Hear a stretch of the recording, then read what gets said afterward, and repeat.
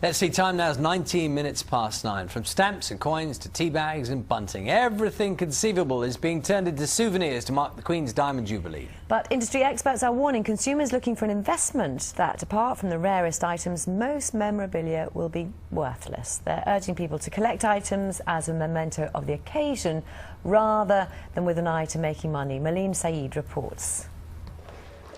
Robert Opie's been collecting royal souvenirs for over 40 years. He has items that go as far back as Queen Victoria's reign, which he displays at a small museum in West London. So here we are going back in time, and here we have her two great jubilees. The Golden Jubilee of 1887 and her Diamond Jubilee of 1897.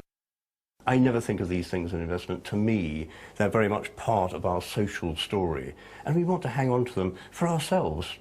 For the future, and for our children who will look at them and they'll bring back those wonderful memories of that moment. When you think about royal souvenirs, you think about items like mugs and cups and crockery. Why have you collected jam and chocolate? Because I think they reflect just as much our society of that moment. From traditional items like pottery and porcelain to the rather more unusual items like this queen-shaped jelly mould, the Queen's Jubilee has inspired a wave of merchandising, retailers trying to cash in on Her Majesty's popularity.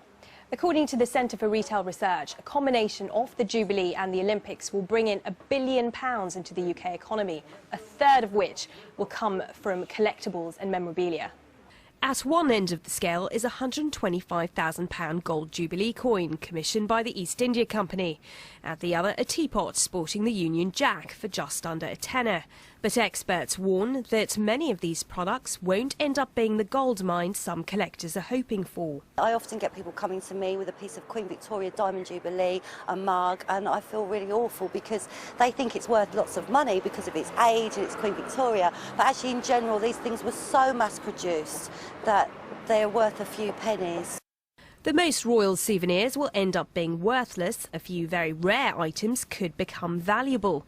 Hugh Jeffries is from Stanley Gibbons, a company that specialises in alternative investment. Now, my favourite is the George V Silver Jubilee Tuppenny Halfpenny Prussian Blue. The stamp should have been produced in this ultramarine colour, but a few sheets came out in a slightly different shade. They were released to post offices by mistake. Lucky collectors bought them from the post office at a penny a time, and now we sell them for £12,000 each.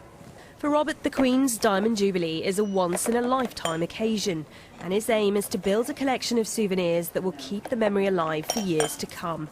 Maleen Saeed, BBC News.